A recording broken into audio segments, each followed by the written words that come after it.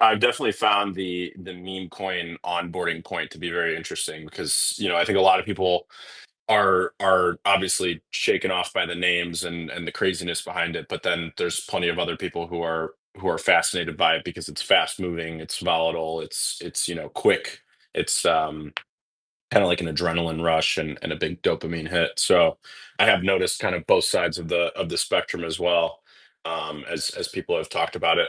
What was your overall, especially since we're kind of a little focused on the political meme coin side of things today. What was your experience this past election cycle when it came to meme coins? So obviously there were all the different meme coins kind of leading up, before election day, but then, things kind of started to get, wild, as we approached, when people were starting to vote and everything like that.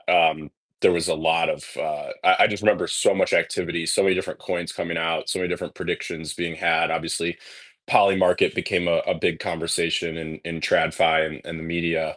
But what was your experience of political meme coins leading up to that event?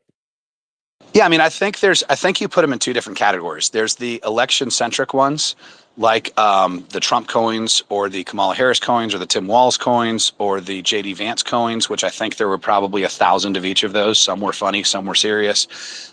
They're all over on all different chains. And then there's the ones that I feel like have a longer narrative. I feel like ours is one of those. And then, I'll give a shout out to one of my friends in the space who runs the Alex Jones token because he's always coming out with new content. So I think that some are going to be are going to have a very short shelf life. Several have already, expired. And then you've got the ones with the narrative that transcends the election. And I think those ones will continue to do well. Like Tucker Carlson's another one. It's like a Tucker Carlson tribute token, and that guy's going to be around for a while. But it's definitely still a thing, especially centered around Elon Musk's social media presence.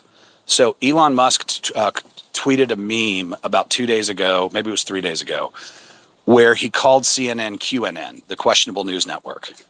Within 45 seconds, I'm on Deck Screener looking for QNN because I knew that one of them was going to send, right? There were like 300 tokens to scroll through and figure out which one might be the okay one, literally within 15 minutes of Elon Musk tweeting this little meme making fun of CNN. So there's definitely going to be a use case for Politify, and it's going to continue to exist.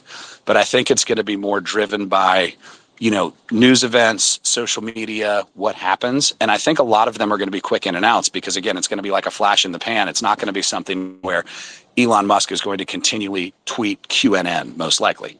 But yeah, I do think that, and I'll tie this back to my previous point about when the normies come in. I think that they're going to pick things that they resonate with. And a lot of them are going to get into crypto because of some of those pro-American, pro-freedom values.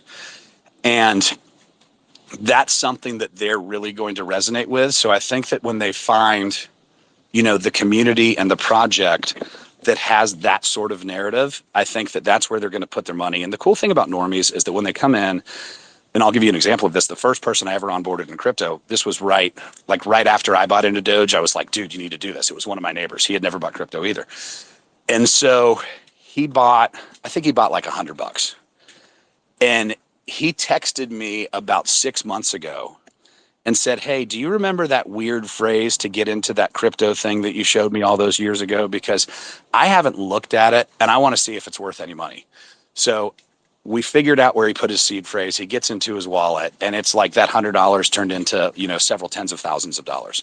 My point is, when the normies come in, they're going to hold like nobody else we've ever seen. Like the PvP world of the Solana trenches, I think, is going to be done. The people who swing charts are going to be done because these aren't like day traders and these aren't like people who just want a quick buck.